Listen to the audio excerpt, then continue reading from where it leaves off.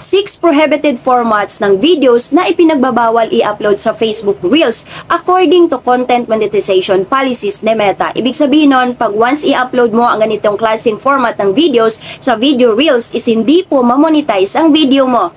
Let's go! Number 1, static videos. Ito yung paggawa mo ng video sa pamamagitan na isang picture lamang.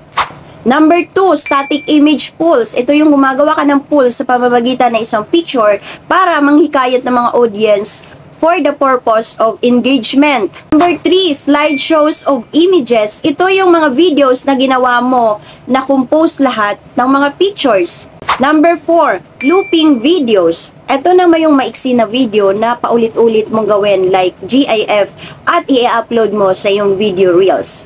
Number 5, text montages. Ito naman yung klaseng video na nilagyan mo ng mga quotes or mga tula at in-upload mo sa yung video reels. Number 6, embedded ads. Ito naman yung klaseng video na lalagyan mo ng ads. Kumbaga, dadayain mo yung videos para lagyan ng ads at makikita ng mga audience mo na meron ka ng ads. So, ayan yung 6 na ipinagbabawal ng formats na i-upload mo sa iyong video reels. Kaya ingatan mo na mag-upload ng mga ganyang klaseng videos. Kaya kung may nagustuhan ka sa video ito, huwag mong kalimutang mag-share, mag-like, mag-follow para updated ka sa next video na aking gagawin. Yun lang, bye-bye!